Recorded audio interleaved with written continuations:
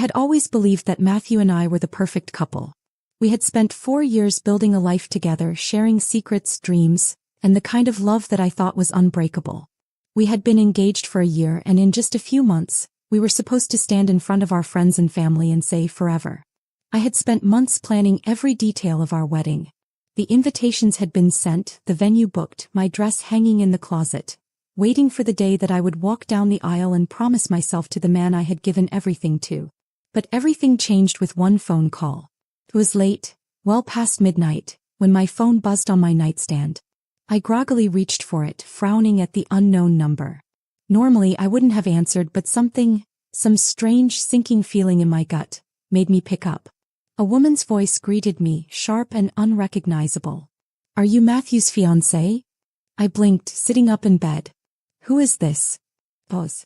Then a breath of irritation. "I thought you should know. I had his baby." I felt my entire body go still. My fingers clenched around the phone, my heart hammering so hard I thought it might crack my ribs. I don't know who you are, but this isn't funny," I managed to choke out. She let out a bitter laugh. "You think I'm joking? Matthew has been lying to you. He's been with me for over a year. And now I have his daughter." The air left my lungs. No, this wasn't happening. This was some kind of cruel joke. Matthew and I had just had dinner together earlier that night. He had kissed me, told me he loved me, made plans for our future. There was no way. But I heard something in her voice. Something steady, something too certain to be a lie. I gripped the edge of my blanket, my entire body ice cold. "You're lying. If I was lying, why would I know your name? Why would I know that he leaves your place every morning at 7? Why would I know that he promised to marry both of us?" My breath hitched. "Ask him yourself," she said before hanging up. The phone slipped from my fingers and hit the bed. I sat there, frozen, my mind racing in circles. I wanted to scream. I wanted to cry. I wanted to believe this was all a mistake. But deep down I knew. Something inside me knew that Matthew had been keeping secrets. And I needed to hear the truth from his own lips. I waited in the dark, my heart slamming against my chest as I listened for the sound of his key turning in the lock. When the door finally creaked open, I felt my entire body stiffen. He walked in, tossing his keys onto the counter like nothing had happened. Like he hadn't just shattered my world. I swallowed, my voice tight. "Tell me it's not true." He froze, his back going rigid. Slowly he turned to face me. "What?" I gripped my phone, my knuckles white. "Tell me you didn't cheat on me. Tell me you don't have a baby with someone else." His eyes flickered, panic flashing across his face before he smoothed it over. "Where is this coming from?" I took a deep breath, forcing my hands to stop shaking. "She called me Matthew. She told me everything." Silence. A long, stretching silence that was so loud it made my ears ring. Then finally he sighed. Rubbed his face. Let out a breath. "I didn't mean for it to happen," he muttered. Something inside me cracked. "Oh my God," I whispered, stepping back. "It's true." He reached for me, his voice desperate. "It was a mistake. It was only supposed to be one time." I let out a strangled laugh, tears burning in my eyes. "One time. She said you've been with her for a year." He winced, and I knew. He wasn't just a liar. He was a coward. I shook my head, my breath coming in shallow gasps. "And you were just going to marry me? Pretend like none of this happened?" He stepped closer. "I was going to fix it." "Fix it?" I choked out. "There's no fixing this." He looked at me then, his blue eyes filled with something I couldn't quite place. Guilt? Regret? Fear? I didn't care. Because in that moment I realized something. This wasn't just about the cheating. This was about the fact that he had looked me in the eyes every single day and lied. That he had let me plan our wedding, let me dream about our future while knowing that he had already destroyed it. I took a slow, shuddering breath.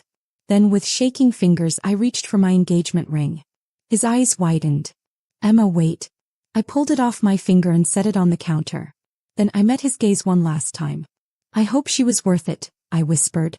And then, before he could say another word, before I could change my mind, I turned and walked away. I didn't look back. Because this wasn't just the end of our engagement. This was the end of the life I had planned. And the beginning of something I never saw coming. I didn't cry right away. I didn't collapse onto the floor, screaming the way women do in movies when their world falls apart. Instead I walked.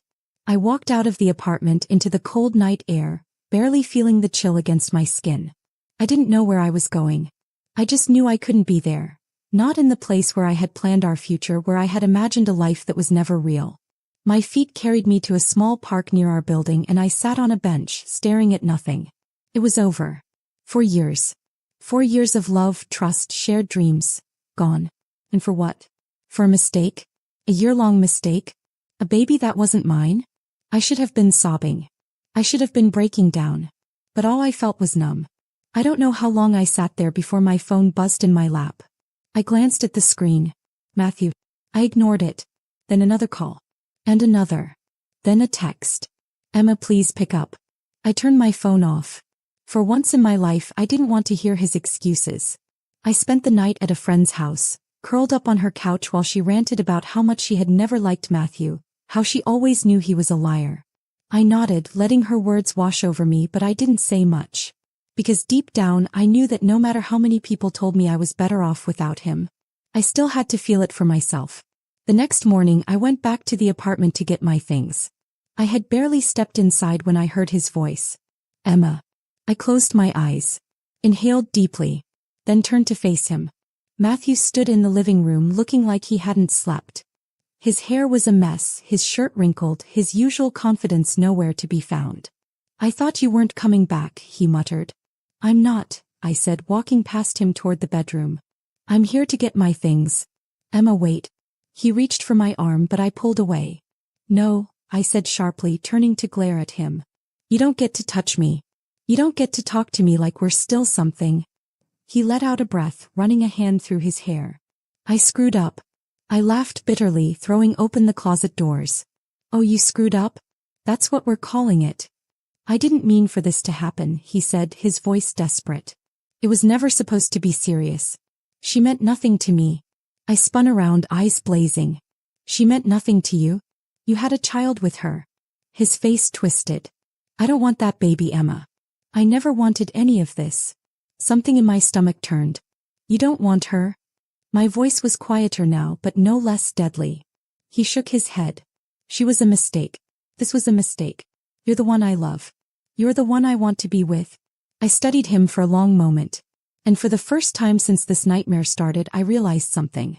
He wasn't just a cheater. He was a coward. He had made a choice. He had broken everything.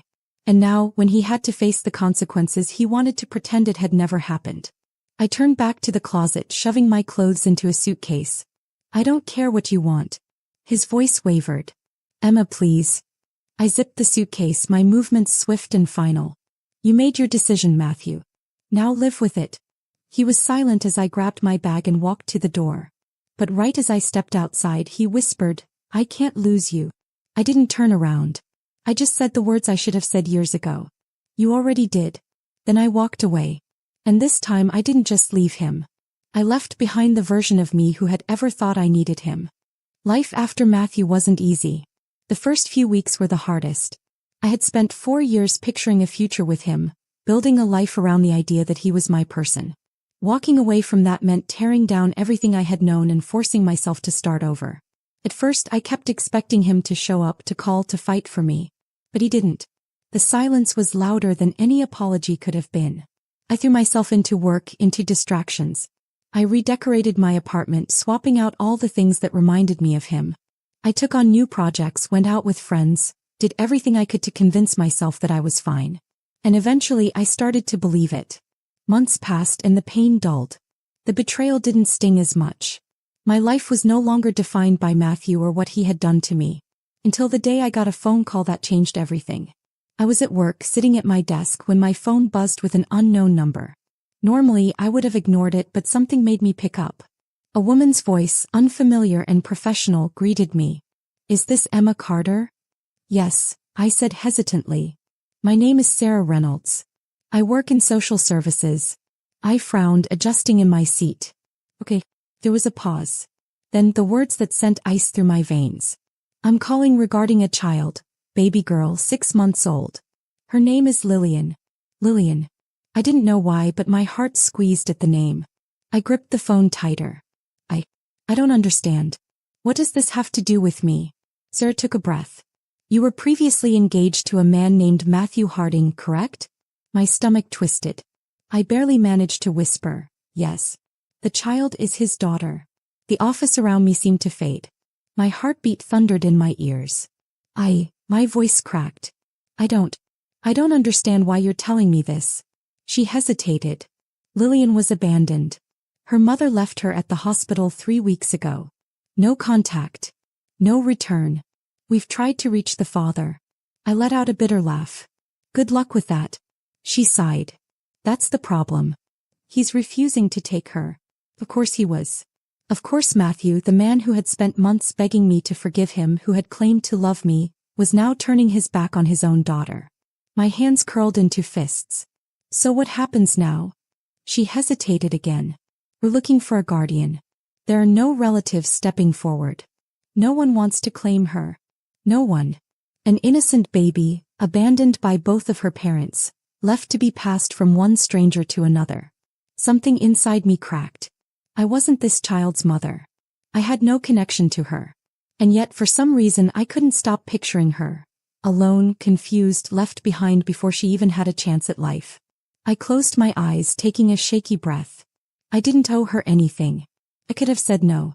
I could have hung up and forgotten this call ever happened. But I knew I wouldn't. Because I knew what it felt like to be discarded. To be treated like you didn't matter. And I couldn't let that happen to her. I swallowed hard, my voice barely above a whisper. What would I have to do? The weight of my own words settled in my chest the moment I said them. What would I have to do? It wasn't a question I had ever imagined asking. I had never planned on becoming a mother, not like this. But as soon as the words left my lips, I knew there was no going back. The social worker, Sarah, explained the process to me in careful, measured sentences. I heard words like temporary custody, background check, placement hearing, but none of it really sank in. Because all I could think about was the baby. Lillian. A child who had been abandoned twice before she even knew what love was. A child who had no one. I spent the next few days buried in paperwork, signing forms I barely understood, meeting with officials who asked me if I was sure I wanted to do this. I wasn't a relative. I wasn't married. I had no legal obligation to this baby. But every time they asked me if I was sure, my answer was the same. Yes. Then came the hardest part, meeting her. The social worker led me down a quiet hallway in the foster care facility, the walls lined with faded pastel murals of animals and flowers. I felt my stomach twist into knots as we reached a small nursery, the air filled with the faint scent of baby powder and soft lullabies playing in the background. She's inside, Sarah said, pushing the door open. I stepped in, my heart pounding, my breath catching in my throat. He was so small. A tiny bundle in a crib, wrapped in a light pink blanket. Her little fists curled near her face, her chest rising and falling in steady breaths.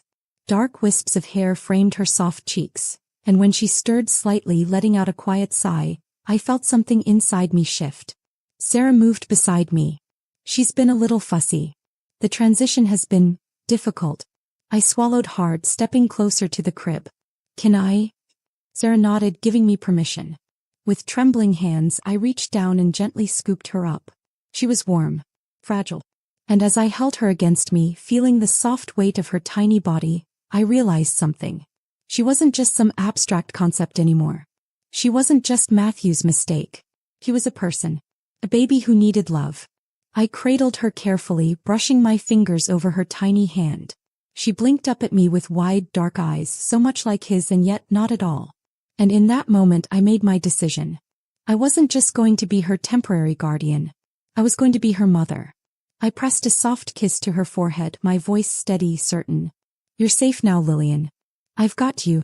Bringing Lillian home was nothing like I had expected. I had spent days preparing, buying a crib, stocking up on baby formula, reading every article I could find on newborn care. Thought I was ready. I wasn't. The first night she cried for hours. I rocked her, bounced her, sang softly under my breath, but nothing worked. Her tiny face was scrunched in distress, her little fists waving in the air as if the entire world was too much for her. Maybe it was. She had been passed from one set of hands to another, shuffled through cold, sterile rooms with no one constant in her life. No mother, no father, just strangers who came and went. No wonder she was terrified. I held her close, feeling my own exhaustion creeping in. It's okay, sweetheart, I whispered, pressing my cheek against her soft hair. You're not alone anymore. I didn't know if she understood the words. But after a while her cries softened. And by the time she finally drifted off to sleep against my chest, I realized I was crying too. Because this wasn't just hard. This was everything. Motherhood wasn't something I had planned for, but it was happening. And no matter how overwhelming it felt, I had already made my choice. He was mine. The days blurred together into a whirlwind of diaper changes, sleepless nights, and quiet, stolen moments where I marveled at how something so small could take up so much space in my heart. I watched her grow stronger. I saw the way she started recognizing my face, the way her tiny fingers curled around mine with trust. He wasn't just surviving anymore. He was thriving. And so was I. But raising her alone wasn't easy. There were days when I felt like I was drowning. The exhaustion, the stress, the constant worry that I wasn't doing enough. It weighed on me. Balancing work and motherhood felt impossible. Some mornings, I barely had time to brush my hair before rushing out the door with Lillian strapped to my chest, praying she wouldn't start crying in the middle of a meeting. There were moments when I doubted myself. When I wondered if I had made a mistake, if I was truly capable of being what she needed. But every single time, without fail, she reminded me why I was doing this. The first time she smiled at me, my heart nearly broke with how much I loved her. The first time she reached for me, clinging to my shirt with tiny fingers, I knew this was what mattered. It wasn't about having the perfect plan. It wasn't about whether I was ready. It was about showing up. And I was never going to leave her. Not like her parents had. Because no matter how hard it was, I had already fallen in love with her. And nothing was going to change that. For months I built a life around Lillian. It wasn't easy, being a single mother never is, but I had found my rhythm. I woke up before sunrise to get her ready, balanced work with diaper changes, bottle feedings, and endless piles of laundry. Sleep became a luxury I no longer had, and exhaustion was my constant companion. But I was happy. Happier than I had ever been when I was with Matthew. Lillian gave my life a new purpose, a new meaning. I no longer woke up thinking about my past, about the pain and betrayal. Instead, I woke up to soft baby giggles, tiny fingers reaching for me, the quiet love that only a mother understands. I didn't think about Matthew anymore. Not until the day he showed up at my doorstep. It had been an exhausting day. Lillian had been fussy, teething, refusing to nap, and I had barely managed to put her down before I heard the knock at my door. I sighed, rubbing my temples as I went to answer, expecting it to be a package or a neighbor. Instead, I came face to face with the last person I ever wanted to see. Matthew. For a second I couldn't speak. He looked the same, tall, broad shoulders, the same piercing blue eyes, but there was something different. He looked nervous. Almost uncertain. I swallowed hard, gripping the door. What are you doing here? He hesitated, glancing past me as if searching for something. I need to talk to you. There's nothing to talk about. I moved to close the door, but he stopped it with his hand. Emma, wait, he said, his voice lower now. I know. I froze. He knew. I didn't have to ask what he was talking about. I could see it in his face, in the way his jaw tightened, in the way he glanced toward the hallway, where Lillian's soft breathing filled the silence. He knew I had adopted her. Slowly I stepped back, arms crossing over my chest. You don't get to walk back into my life after everything. He exhaled sharply, running a hand through his hair. I didn't know. I laughed bitterly. You didn't know? Of course you didn't. You never cared enough to ask. His face twisted. That's not fair. Isn't it? I cut him off, my voice shaking. You abandoned her, Matthew. You knew she was out there and you chose to walk away. His jaw clenched. I thought she was with her mother. She was, I snapped. Until her mother walked away too. That shut him up. For a moment he just stared at me, something unreadable in his expression. Then finally he spoke. Why did you take her? The question was so simple yet so heavy. I inhaled slowly, steadying myself. Because someone had to. He swallowed. You had no obligation. I laughed, shaking my head. No. I didn't. Silence stretched between us. And then he asked the question I had been dreading. Can I see her? Everything inside me went cold. I gripped the edge of the door, my heart pounding. No. His eyes snapped to mine. Emma, come on. No, I repeated, firmer this time. You don't get to show up months later and suddenly decide you care. She's my daughter, he argued, his voice rising. I stepped forward, my hands trembling. She was your daughter. Until you left. Until you made it clear you didn't want her. His expression darkened. You don't get to decide that. I let out a sharp breath, my hands curling into fists. I became her mother the moment you stopped being her father. For a second I thought he might fight me. That he might demand something, threaten something. But he didn't. Instead he took a slow step back, nodding stiffly. This isn't over. I held my ground. Yes, it is. Then I closed the door in his face. And as I stood there, breathing heavily, listening to Lillian stir in the next room, I realized something. I wasn't afraid of Matthew anymore. Because for the first time in my life I had something worth fighting for. And I wasn't going to lose. I knew the moment I closed that door that Matthew wasn't going to let this go. And I was right.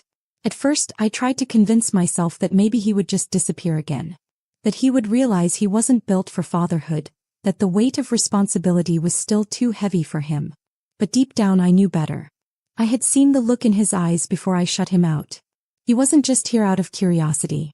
He had come because he wanted something. And Matthew never walked away from something he wanted. I spent the next few days trying to shake off the encounter, trying to remind myself that I had every legal right to be Lillian's mother now. But no matter how much I told myself I was safe, I felt that lingering fear clawing at the back of my mind. Then a week later it happened. I was in the grocery store, balancing Lillian on my hip as I scanned the shelves for formula, when I heard a voice behind me that made my stomach drop. Well, isn't this sweet? I turned, my breath catching in my throat. There she was. The woman Matthew had cheated on me with. She was standing there in her perfectly tailored designer coat, her manicured nails tapping against her handbag as she eyed me with thinly veiled disgust. But it wasn't me she was looking at. It was Lillian. My grip on the shopping cart tightened. What do you want? She smirked, shifting her weight onto one hip. You already know the answer to that. I swallowed hard, my heart racing. She's my daughter now. Her lips twitched into something that wasn't quite a smile. Oh honey. You really think that? Lillian stirred in my arms, pressing her face against my shoulder. I held her closer. Jessica tilted her head. I gave birth to her. And then you left her. I shot back, my voice steady despite the fire burning inside me. Her expression darkened. I didn't leave her. I just needed time. Time. I let out a bitter laugh. It's been months. You didn't even look back. She exhaled sharply, crossing her arms. I wasn't ready. I took a slow, deep breath, forcing myself to stay calm. Then why are you here now? Jessica's eyes flickered. And I understood. It wasn't about Lillian. It was about control. She had given up her daughter without a second thought, and now that someone else had stepped in, now that someone else had built a life with her, she suddenly wanted to stake her claim. Typical. I adjusted Lillian in my arms. It's too late, Jessica. She scoffed. You think a piece of paper makes you her real mother? I met her gaze without flinching. No. But showing up every day, loving her, protecting her, that makes me her mother. For a split second, something flickered in her expression, something almost like guilt. Then just as quickly it was gone. I'll be seeing you, Emma, she said, turning on her heel and striding out of the store like she hadn't just thrown a grenade at my life. I stood there, my entire body rigid, my breath coming in sharp, uneven bursts. And I knew. This wasn't over. I pressed a kiss to Lillian's soft curls, whispering a promise I intended to keep. No one is taking you from me. I had always heard that custody battles were brutal. I just never thought I would be in one. I spent weeks holding my breath, waiting for the moment Matthew and Jessica would make their next move. I told myself maybe it was all just empty threats, that maybe, once they realized how much effort it would take, they would disappear again. But then one day a thick envelope arrived in my mailbox. A petition for custody. They were suing me. 4 months I had been raising Lillian, waking up in the middle of the night when she cried, rocking her back to sleep, kissing her tiny hands and promising her she would never be alone again. She had become my world, my family, my daughter. And now these people who had abandoned her, discarded her like she was nothing, thought they could just take her back. I sat at my kitchen table staring at the legal papers, my heart pounding so hard I thought it might break apart. I wasn't just angry. I was furious. And I wasn't going to let them win. The next day I hired the best lawyer I could afford. She was sharp, direct, and she didn't sugarcoat anything. They have a biological claim, she told me. That doesn't mean they'll win, but it does mean they have a case. I clenched my fist. But they abandoned her. She nodded. And that's what we'll use against them. I spent the next several weeks preparing for battle. I had to provide records of everything. Proof that I had been caring for Lillian, doctor visits, expenses, even testimony from friends and neighbors. My lawyer warned me that they would come after me personally, that they would try to make me seem unfit. I didn't care. I was ready. The first court hearing was worse than I imagined. I sat in the courtroom, my hands folded tightly in my lap as Matthew and Jessica sat across from me. They looked polished, well-rehearsed, their expensive lawyer making them sound like devoted parents who had just made a temporary mistake. I wanted to scream. They had never cared about Lillian before. They had never lost sleep over her cries, never spent nights worrying about whether they were doing enough, never loved her the way I did. And yet now they sat there pretending like they had always wanted her. Then came the part one had been dreading. Their lawyer stood, his expression neutral but his words sharp. "Miss Carter, you are an unmarried woman, correct?" I straightened in my seat. "Yes." "And you work full-time?" "Yes." He paced slightly, flipping through his notes. "No husband. No family support. No prior experience as a parent. And yet, you expect this court to believe that you can provide a better home for this child than both of her biological parents." I exhaled slowly, forcing myself to stay calm. "I don't expect the court to believe anything," I said.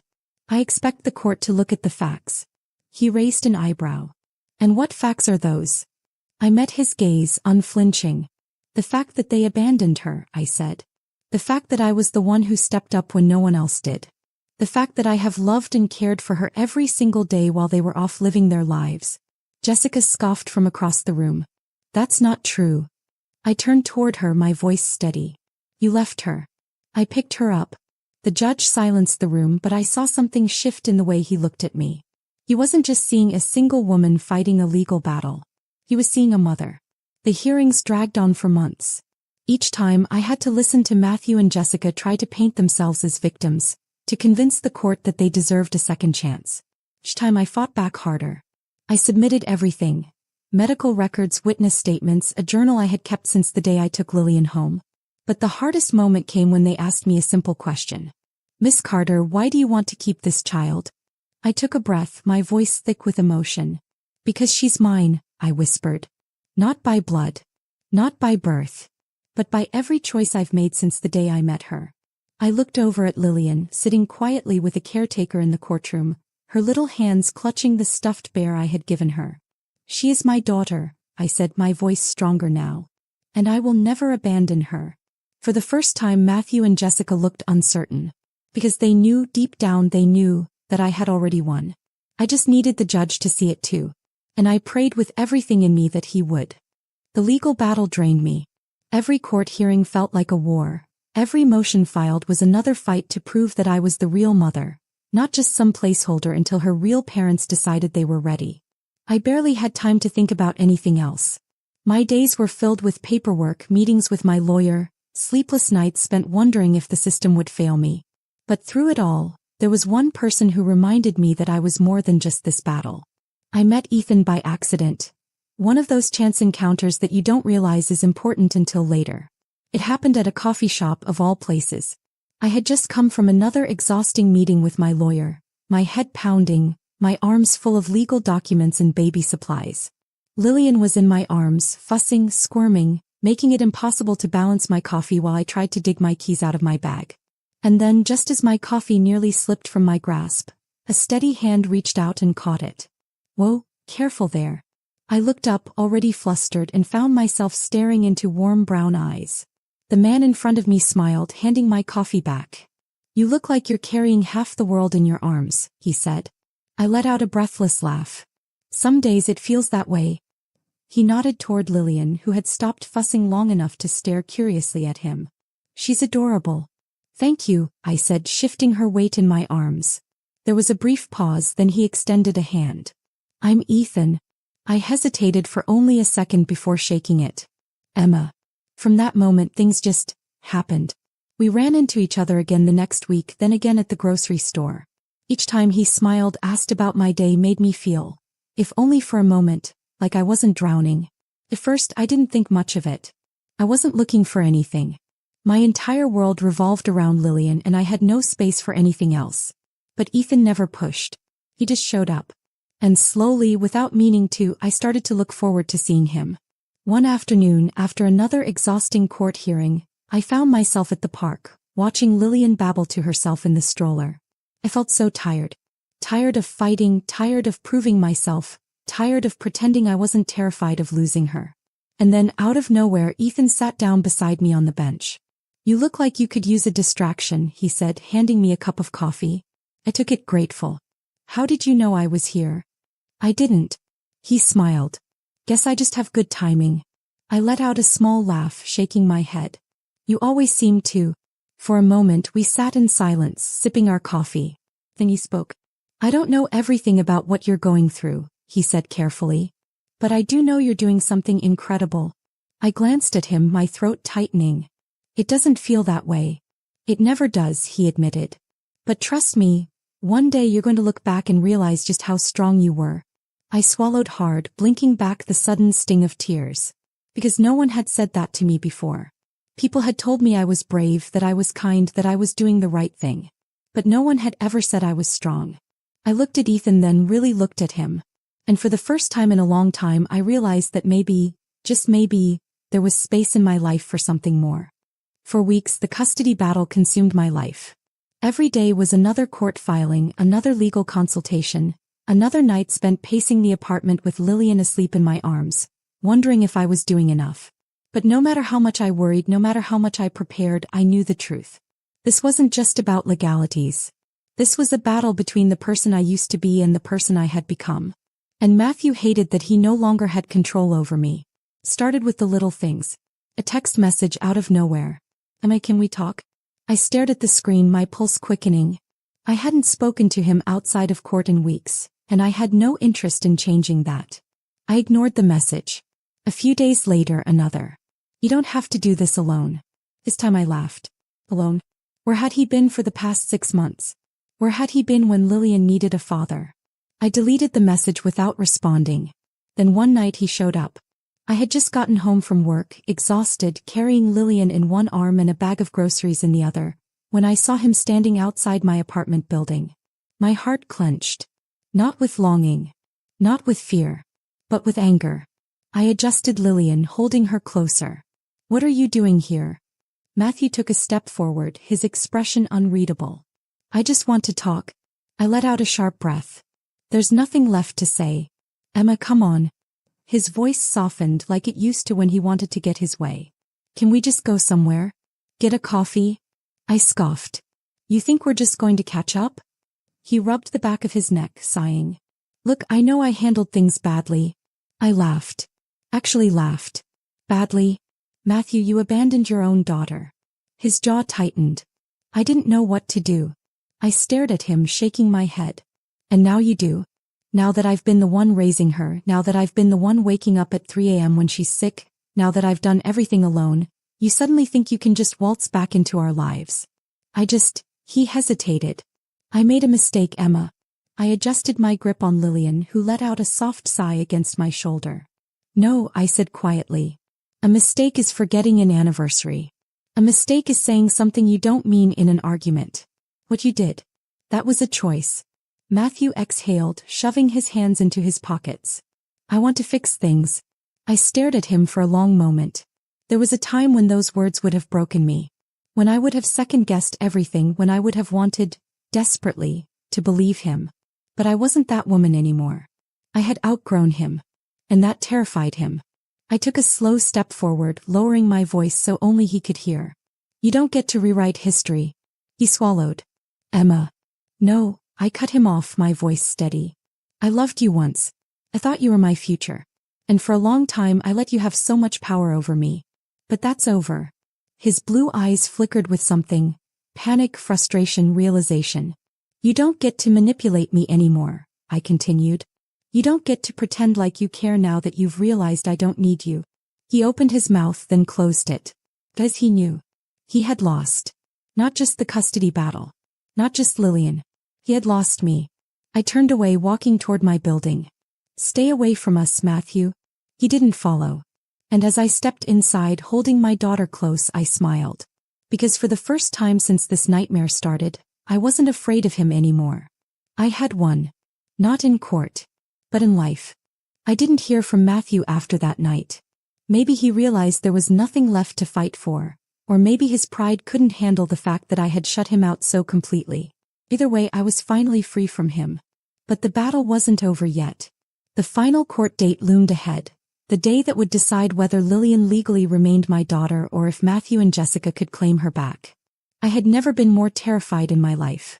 No matter how much evidence we had, proof of their abandonment, records of my care for her, statements from pediatricians and neighbors, there was still the cold reality of the legal system. Biology carried weight. It was written in laws, in statutes, in outdated ideas of what made a family. But I knew the truth. Family wasn't written in DNA. Family was the hands that held you in the middle of the night when you were scared. Family was the person who wiped your tears, who kissed your bruises, who never ever walked away. And I was the only one who had been that for Lillian. The morning of the hearing, I dressed carefully, my hands only shaking a little as I buttoned my blouse. Ethan was waiting outside my apartment when I stepped out, holding 2 cups of coffee. I frowned. "What are you doing here?" He grinned, handing me one of the cups. "Moral support." I hesitated. "You don't have to." "I want to," he interrupted, his voice softer now. "You don't have to do this alone, Emma." Something inside me cracked. Because for so long I had done everything alone. I had convinced myself that I had to. That no one else could carry this weight but me. But maybe, just maybe, I didn't have to anymore. I nodded, gripping the coffee tightly. "Thank you." When we arrived at the courthouse, the air was thick with tension. Matthew and Jessica were already there, sitting on the opposite side of the room. Jessica looked bored, flipping through her phone. Matthew kept glancing at me, but I refused to acknowledge him. Then the judge entered and the hearing began. It was brutal.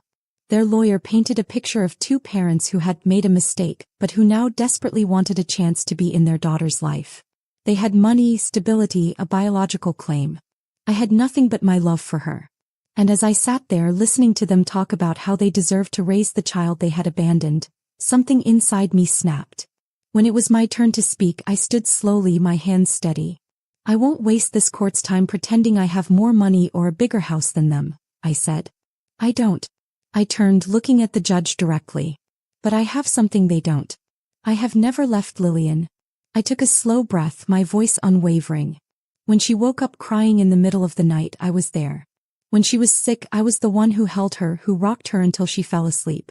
I was the one who whispered promises to her that she would never be alone again. My voice cracked, but I didn't stop. I wasn't there the day she was born. I wasn't there when she took her first breath. But I have been there every single day since she was left behind. I have chosen her. Over and over again. I turned to Jessica and Matthew. They never did.